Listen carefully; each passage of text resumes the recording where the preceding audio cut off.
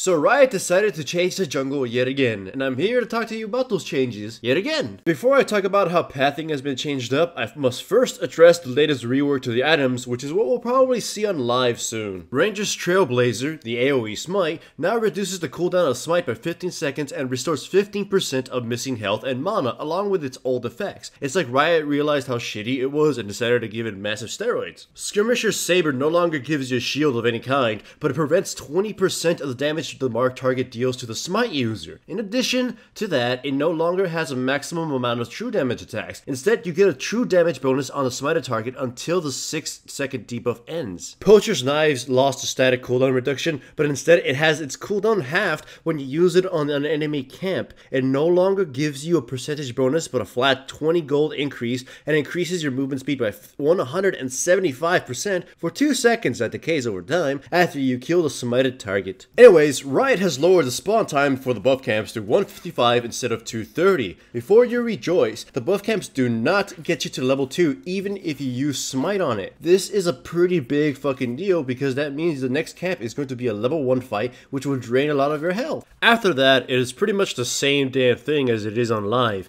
The only issue would probably be having to wait a tad before red in order to get the smite off cooldown and use it for the experience, the health, and the security. I hope you noticed that I'm using Trundle, who is basically a very sustained champion, so that's why he's basically at full health. Other champions like Evelynn or Wukong won't be so lucky, especially with a 2 potion restriction. To add to that, the level 3 clear now is much slower than it was before, so your ganks are still gonna be weaker than on live. Some people will ask, what about a leash, Stonewall? Well, you can get a leash on a buff camp. I would not recommend doing so as it still won't solve the problem with losing health to the small camp at level 1, or the fact that you're going to have to hold on to smite at the red camp, especially since you're going faster. It is ridiculous how much time you waste just having to wait for the cooldown when you get to red buff. I hope you noticed that even a leash did nothing to help a low sustained jungler out like Wukong. The stupid part is that it's actually slower to start off on a buff camp than it is on a smaller camp. Instead of starting off on red or at blue, I recommend you start off on one of the small camps that gives you clearing power, like the frog and the rock turtles.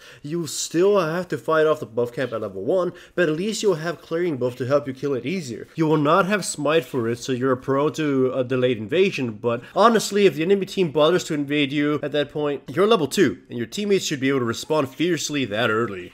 Along with that, when you head to the next buff, like aka from red to blue or from blue to red, you won't have to sit around for smite to be back up. I'm pretty sure that throughout this video you were like, holy shit, Wukong is getting his ass whipped. And this has been a repeated process during this new testing. If you stick to the level 5 paths that were shown in other videos, low sustained champions should have no problem. Still though, it's a kick to the nuts that low sustained junglers absolutely get decimated by the new jungle, and even more so if they want to use the buff camp's lower spawn times. After their first machete upgrade, their problems are padded, but it's still pretty grim since most low sustained junglers were also early gankers. Honestly, I think Riot should at least give junglers one more potion to make our clearing a bit more bearable, and allow less sustained gankers a chance to actually do something. I understand that Riot wants to nerf early ganking and early aggression, but honestly, some of these champions only have that going for them. There's no reason to pick them if they can't do early aggression and sort of get a, leg up on their opponents that way. If early ganking is removed, then champions like Evelynn will have even less of a reason to be picked.